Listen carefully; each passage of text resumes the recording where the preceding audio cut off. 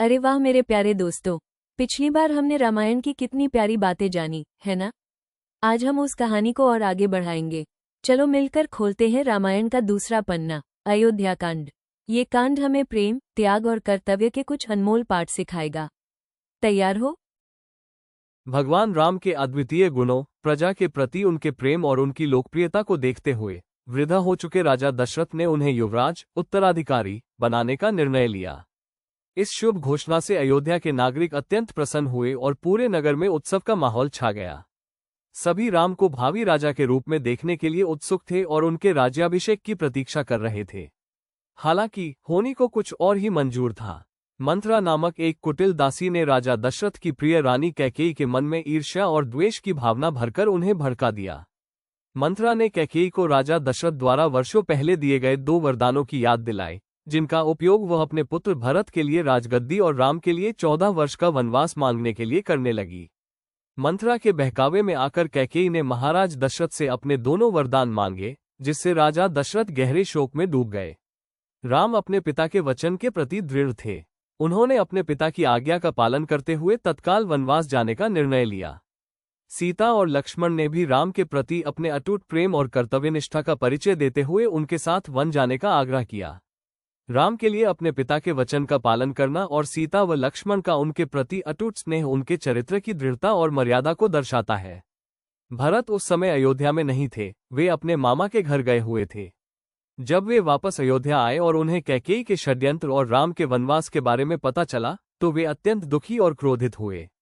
उन्होंने अपनी माता कैकेयी के इस कृत्य की घोर निंदा की और सिंहासन स्वीकार करने से स्पष्ट इनकार कर दिया। भरत तुरंत राम को वापस लाने के लिए वन में उनसे मिलने गए।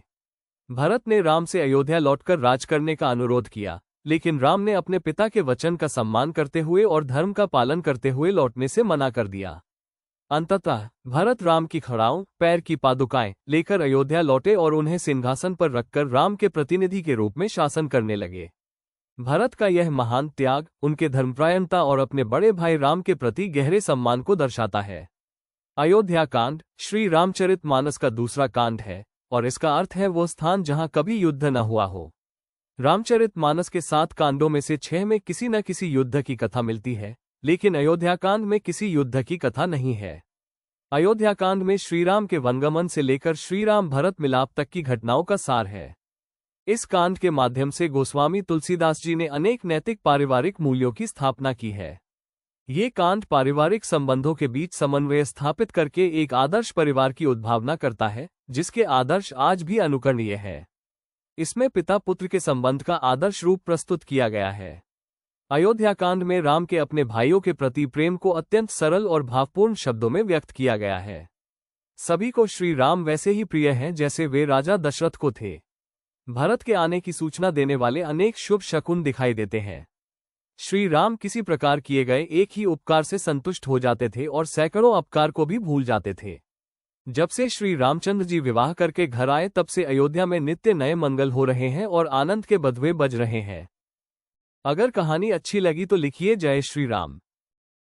आशा करता हूं कि आपको ये कहानी पसंद आई होगी। ऐसी ही और कहानियां सुनने के लिए हमारे चैनल को सब्सक्राइब करें और बेल आइकॉन को दबाएं।